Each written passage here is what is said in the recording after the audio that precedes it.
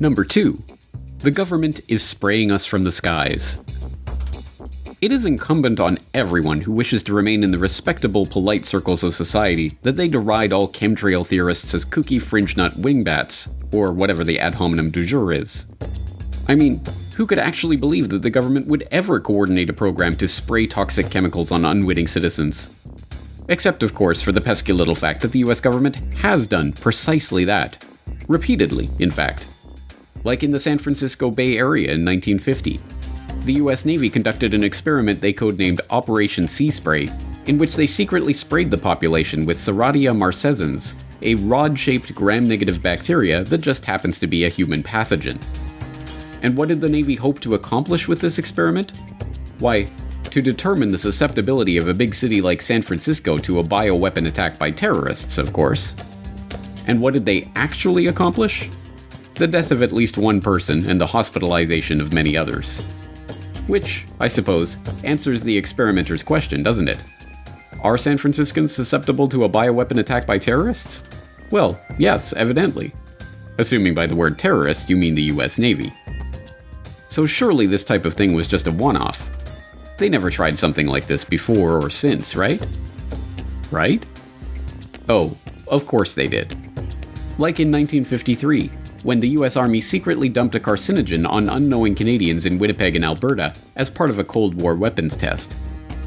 In fact, in 1977, the US Army confirmed that they conducted 239 germ warfare tests in open air between 1949 and 1969, using the public as human guinea pigs in New York, San Francisco, Key West, and numerous other cities.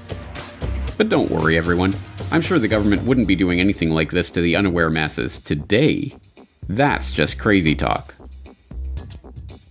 KSLA News 12 discovered chemtrails are even mentioned by name in the initial draft of House Bill 2977 back in 2001 under the Space Preservation Act. But the military denies any such program exists. Jeff Farrell, KSLA News 12 reporting.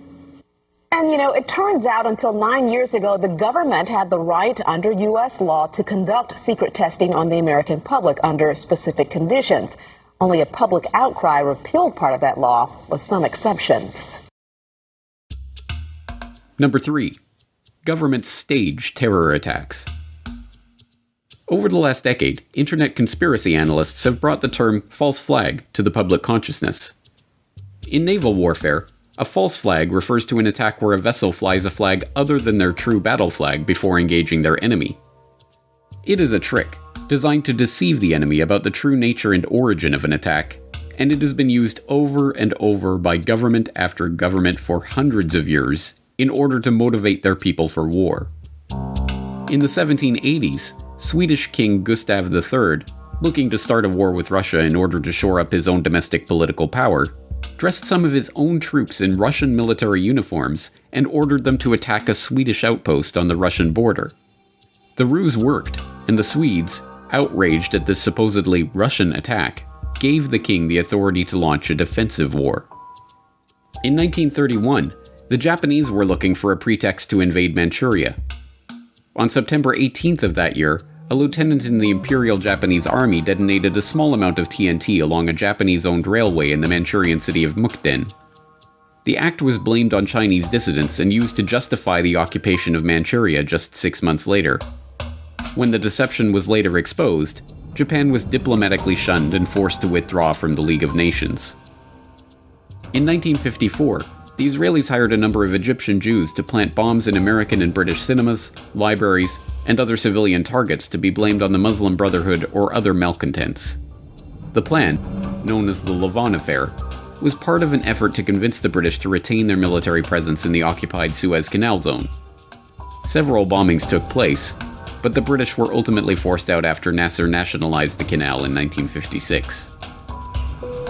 In August 1964, the USS Maddox, a US destroyer on patrol in the Gulf of Tonkin, believed it had come under attack from North Vietnamese Navy torpedo boats, engaging in evasive action and returning fire. The incident led to the Gulf of Tonkin resolution authorizing President Johnson to begin open warfare in Vietnam.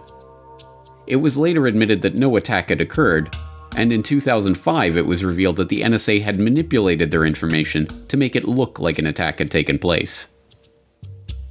In June 1967, the Israelis attacked the USS Liberty, a US Navy technical research ship conducting maneuvers off the coast of Egypt. The ship was strafed relentlessly for hours in an attempt to blame the attack on Egypt and draw the Americans into the Six-Day War, but amazingly the crew managed to keep the ship afloat. In 2007, newly released NSA intercepts confirmed that the Israelis knew they were attacking an American ship, not an Egyptian ship, as their cover story has maintained.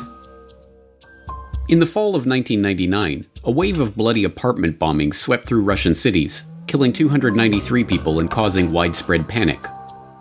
Although blamed on Chechen terrorists, later that month FSB agents were caught planting the exact same type of bombs as in the other blasts. The government claimed that the FSB bomb was part of a security exercise, but the terror hysteria of the apartment bombings were used to justify Russian aggression in Chechnya and win public approval for a full-scale war. Russian troops entered Chechnya the next month. In 2001, attacks in New York and Washington were blamed on al-Qaeda as a pretext for invading Afghanistan. In the months leading up to the event, American negotiators had warned Afghanistan's Taliban that they were interested in securing right-of-way for proposed pipeline projects, and the US would achieve this with either a carpet of gold or a carpet of bombs.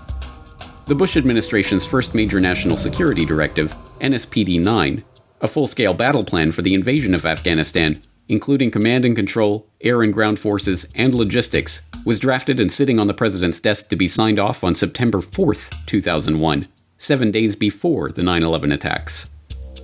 The invasion proceeded as planned in October. Naturally, mainstream commentators have to pretend that false flags and staged terror incidents are ludicrous flights of fancy that have no historical precedent. Unless they're talking about one of their enemies, like Russia staging a false flag incident. Then it's perfectly acceptable.